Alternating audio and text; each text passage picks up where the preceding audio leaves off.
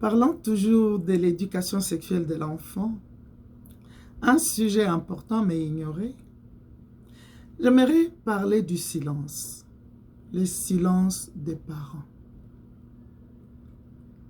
Le silence des parents qui ne veulent pas dire à l'enfant quels sont les changements qui vont arriver dans son corps, comment l'enfant doit protéger son corps, quelles sont les parties de son corps que personne ne doit toucher, quelles sont les parties de son corps, s'il arrivait que quelqu'un le touchait dans ces parties de son corps, qu'il puisse accuser, faire rapport à un parent, à peut-être madame ou monsieur à l'école, aux autorités de l'école, donner à l'enfant, au fait, deux voies de sortie pour des situations qui peuvent lui arriver.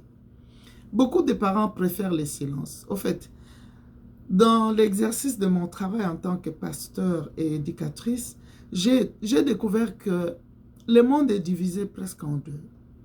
Il y a un monde que j'appelle le monde de la parole, où il y a des vérités que les gens disent à haute voix et qu'ils racontent, des choses, qu'elles soient fausses ou bonnes, fausses ou vraies, qu'elles soient bonnes ou mauvaises.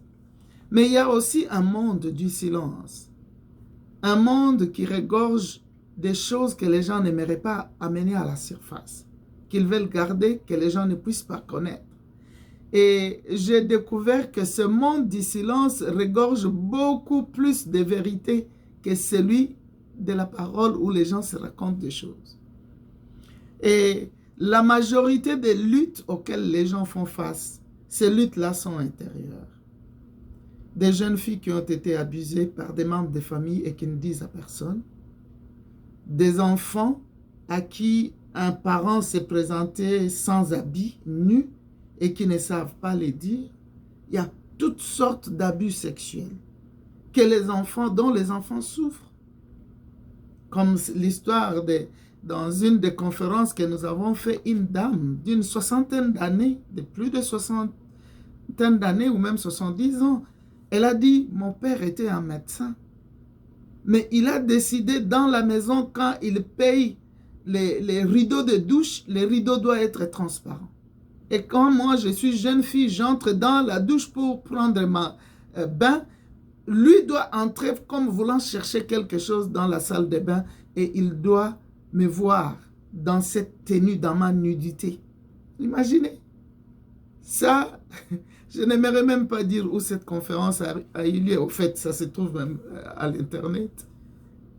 Cette dame raconte l'histoire de son propre père, un intellectuel, un médecin, mais qui a fait ça à sa fille. Et quand la dame a parlé après, elle a dit, mais ces genres de conférences, on n'en a pas beaucoup, hein? On n'en parle pas souvent. Combien de gens gardent silence sur ce qui leur est arrivé? Et c'est là où je t'interpelle, toi, en tant que mère, ou même en tant que père. Je le dis toujours, je parle beaucoup des mères parce que je parle dans le cadre du ministère Aide Semblable où nous enseignons souvent aux femmes sur beaucoup de sujets et en particulier sur l'éducation sexuelle de l'enfant. Ne ferme pas ta bouche, ne dis pas moi on ne m'a pas donné cette éducation, je ne peux pas la donner. Tu peux apprendre et donner cette éducation à ton enfant. En fait, quand tu gardes silence, le silence est un langage.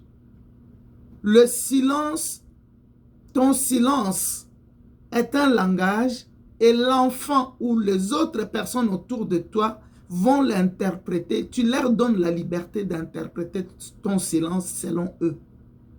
Quand tu gardes silence, tu ne donnes pas une éducation sexuelle à ton enfant, il va l'apprendre à la rue, auprès des amis, sur le téléphone et partout. Au fait, tu as donné à ton enfant d'interpréter ton silence comme quoi va faire ce que tu veux.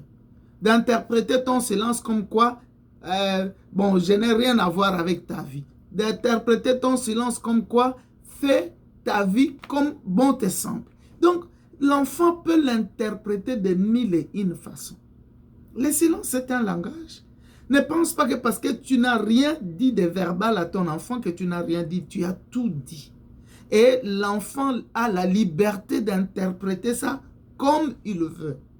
Donc, ça vaut la peine en tant que parent ouvre ta bouche, apprends et aide ton enfant à connaître quels sont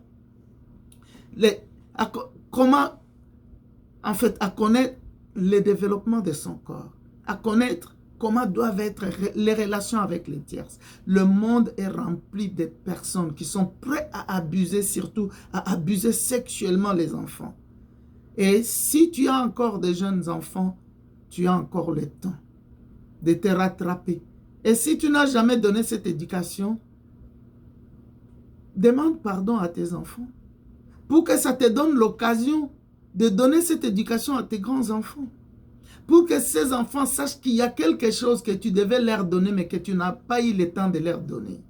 Et leur dire, vous, à votre tour, ne manquez pas de donner cette éducation parce qu'elle est très, très importante.